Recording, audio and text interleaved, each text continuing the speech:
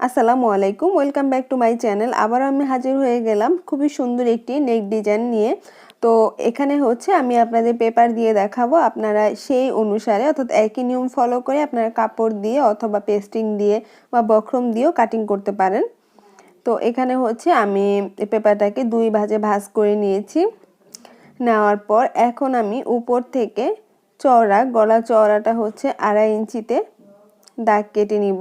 এখানে হচ্ছে আপনি গলা চওড়া বা লম্বা যতটুকু দিবেন তার থেকে 2 ইঞ্চি পরিমাণ বেশি এক্সট্রা কাপড় অথবা পেস্টিং বাড়িয়ে নেবেন।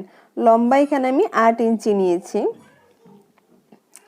তো একইভাবে আমি নিচে হচ্ছে গলা চওড়াটা 2.5 ইঞ্চিতে দাগ দিয়ে নিয়েছি। এখন আমি দাগগুলোকে হচ্ছে মিলিয়ে নিচ্ছি। তো দাগগুলোকে এভাবে করে বক্স শেপ করে মিলিয়ে নিতে হবে।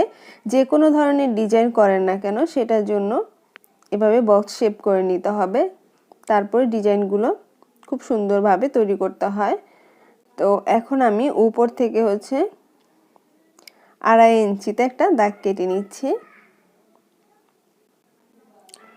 তো 2.5 ইঞ্চিতে দাগ দিয়ে নেওয়ার পর এরপর আবার 1 ইঞ্চিতে একটা দাগ কেটে নিচ্ছি। 1 ইঞ্চি পরে আবারও আমি 1 ইঞ্চিতে একটা দাগ কেটে নিচ্ছি। এভাবে করে আমি হচ্ছে মোট 4 বার 1 ইঞ্চি করে দাগ কেটে নিব।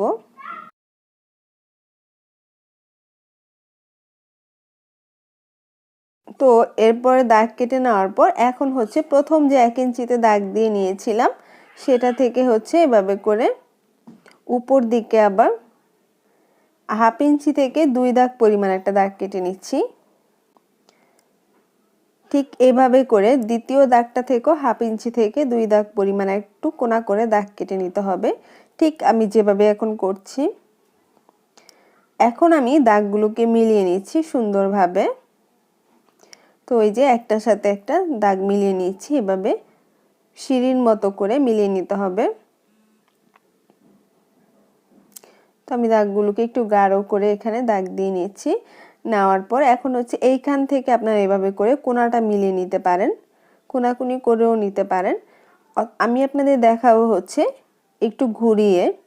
তো লাস্ট যে দাগটা দিয়েছি সেটা থেকে হচ্ছে 1 ইঞ্চি পরিমাণ এখানে একটা দাগ দিয়ে নিলাম। এখন আমি নিচ থেকে এভাবে রাউন্ড করে নিয়ে ওই দাগটা থেকে হচ্ছে আবার লাস্ট যে দাগটা দিয়েছি সেখানে মিলিয়ে নিচ্ছি। অনেকটা পান শেপ গলার মতো আমি নিচের অংশটা করেছি। এখন আমি এক্সট্রা হচ্ছে 1 ইঞ্চি করে এখানে বাড়িয়ে নিচ্ছি, এটা হচ্ছে কাটার জন্য। তো 1 ইঞ্চি করে এভাবে করে পুরোটা বাড়িয়ে নিতে হবে, অর্থাৎ গলা যে শেপটা আমি করেছি ডিজাইনের জন্য তার থেকে বাইরে 1 ইঞ্চি দাগ দিয়ে নিচ্ছি। এখন আমি দাগগুলোকে সুন্দরভাবে মিলিয়ে নিচ্ছি, একটার সাথে একটা সুন্দরভাবে মিলিয়ে নিতে হবে। তো নেওয়ার পরে দাগ এখানে হচ্ছে দাগটাকে আমি গাঢ় করে দিয়ে নিলাম আপনাদের বোঝার সুবিধার জন্য।